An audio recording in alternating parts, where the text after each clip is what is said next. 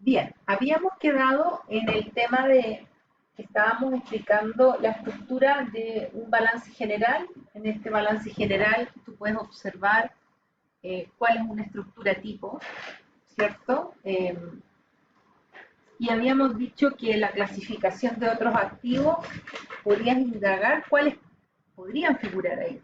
Entonces hay varios ejemplos. Dice inversiones en compañías afiliadas, todo lo que tiene que ver con marcas, con patentes, gastos de organización y puesta en marcha.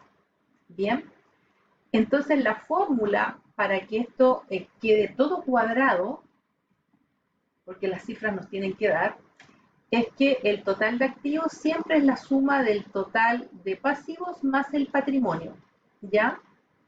Recuerda que en el patrimonio está el capital, las utilidades retenidas, las utilidades netas. En este caso solo nos están mostrando la utilidad del ejercicio, ¿ya?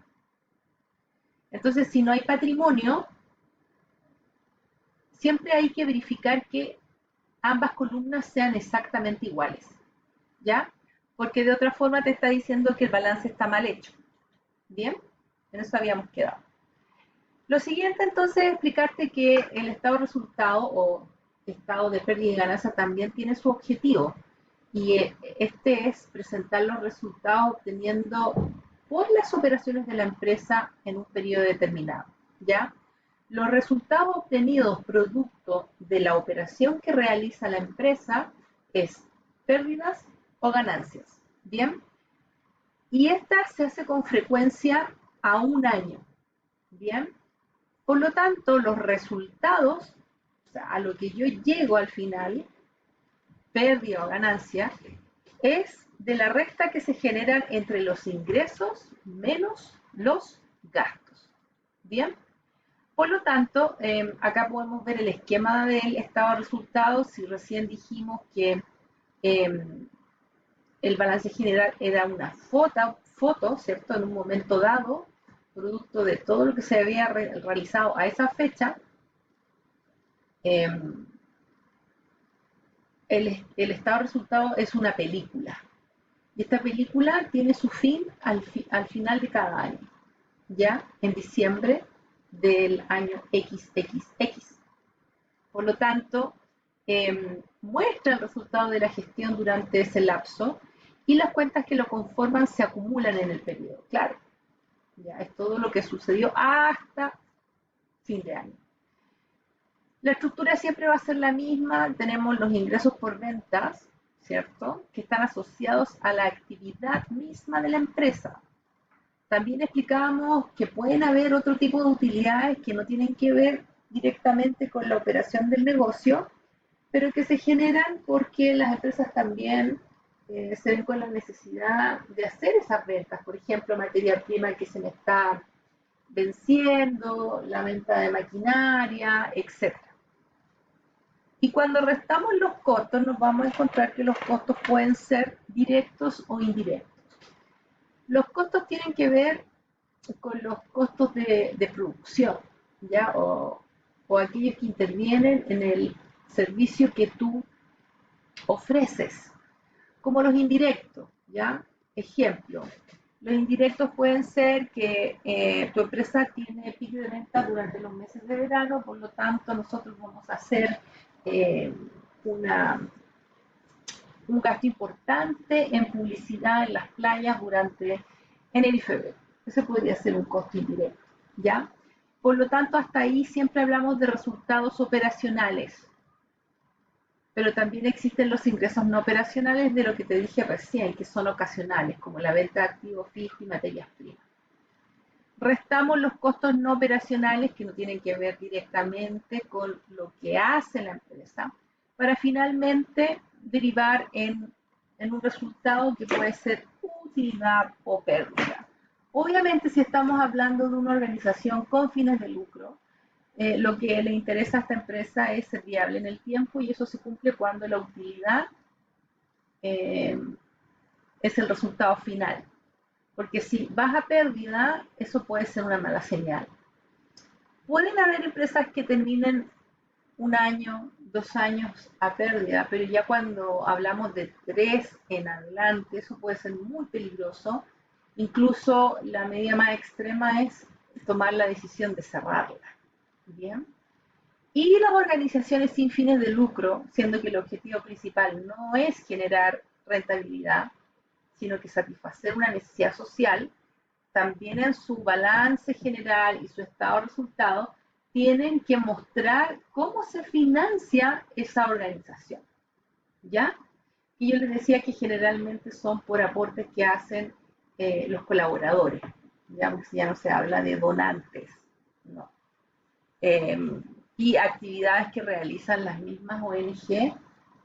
Te puse el caso de Coaniquet. Bien. Tipos de apalancamiento. Chicos, por el tema de cómo se comprime el PowerPoint en la pantalla, no es que la profesora puso mal el título, no, cubre los espacios que tiene que hacer, pero hay una pequeña desconfiguración cuando lo muestra, ¿ya? Vamos a hablar del apalancamiento que muchos lo confunden y vamos a hacer la diferencia entre el apalancamiento financiero y el operativo, ¿ya? El apalancamiento en sí es el resultado del uso que nosotros hacemos de los activos o fondos de costos fijos con el propósito de incrementar los rendimientos para los propietarios de la empresa. ¿Ya? O sea, le saco el jugo a los activos que tengo funcionando y por otro lado, los costos fijos trato de minimizarlos para que aumente, ¿cierto?, esa porción que tiene que ver con las utilidades, ¿ya? La cantidad de apalancamiento que existe en la estructura de capital de la empresa, mezcla de deuda a largo plazo y capital contable que mantiene la empresa, que lo vimos unas láminas atrás, ¿cierto? ¿Se acuerdan o no se acuerdan? Bueno, la cosa es que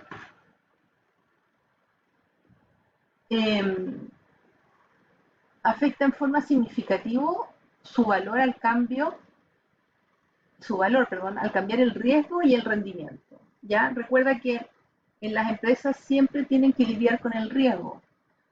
Riesgos como un terremoto, riesgos como que se quemó una fábrica, riesgos como el clima, etcétera.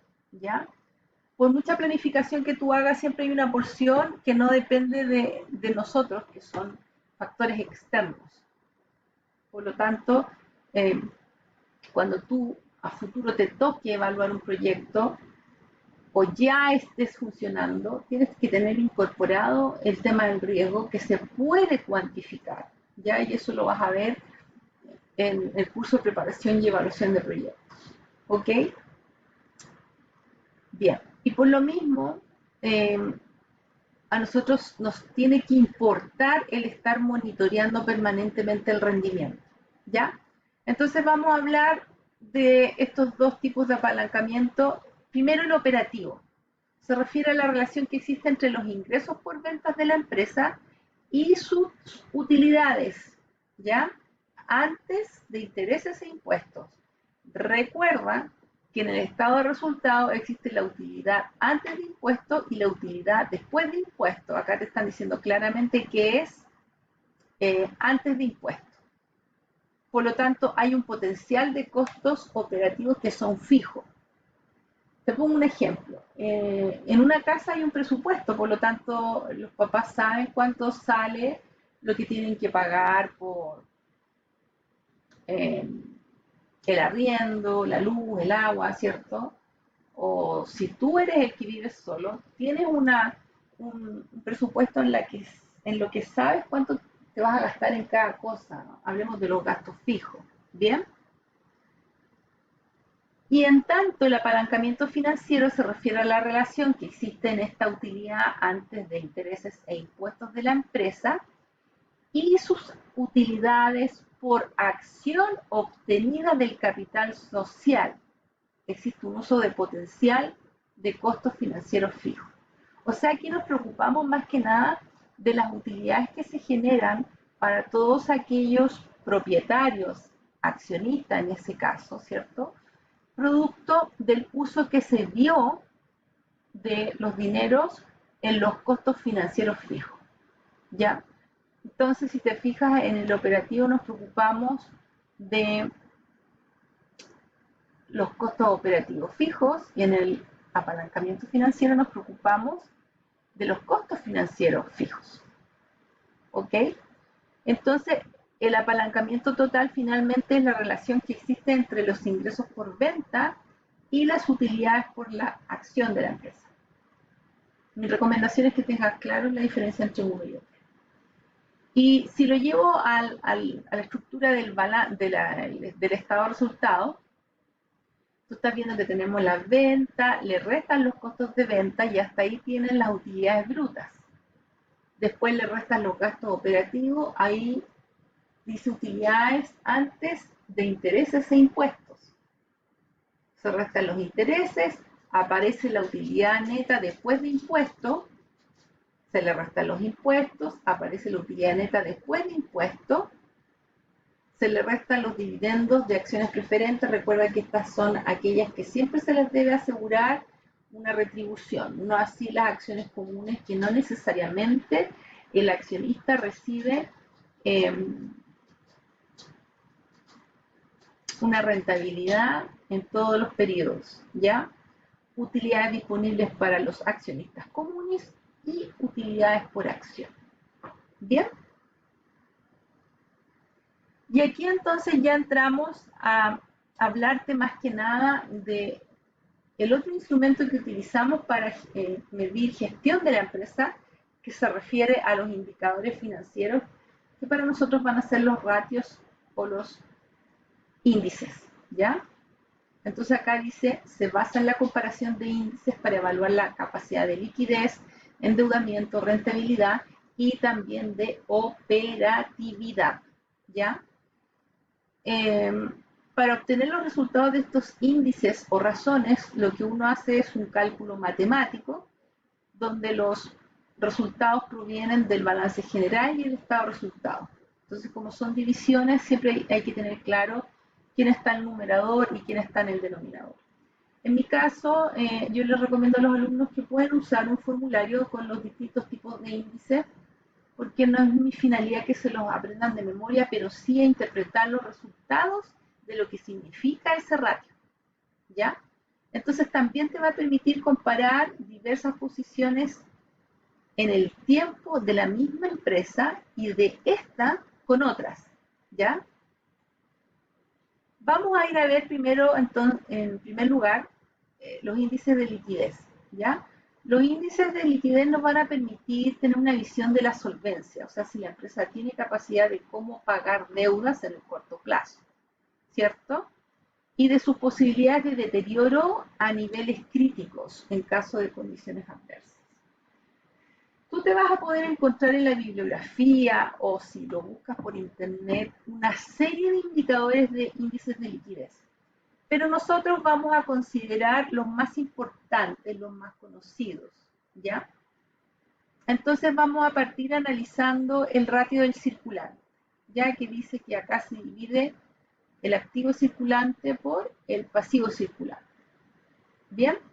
Entonces, a mí lo que me preocupa, y se da, es que el alumno me recita, no, y el ratio del circulante fue de 1,35. Pero hasta ahí llega su análisis. Y ese no es la esencia de lo que indica los resultados de aprendizaje de este ramo, que se mueve por los niveles de pensamiento más altos, como analizar, evaluar, ¿bien? Donde tú tienes que entrar a hacer un pensamiento crítico, ¿cierto? Y dar a conocer tu opinión al respecto. Eso es lo que a mí me importa. ¿Qué interpretas con el resultado? No que me digas el resultado, ¿ya? Entonces el ratio del circulante te está mostrando que es la división del activo circulante menos el pasivo circulante, ¿ya? Vámonos a la definición. Expresa el grado en que son cubiertos los derechos de los acreedores de corto plazo por los activos susceptibles de convertirse en efectivo en un periodo aproximado al vencimiento de dichos derechos. alta razón es garantía para los acreedores, pero a su vez puede indicar exceso de fondos inactivos u ociosos o una acumulación indeseada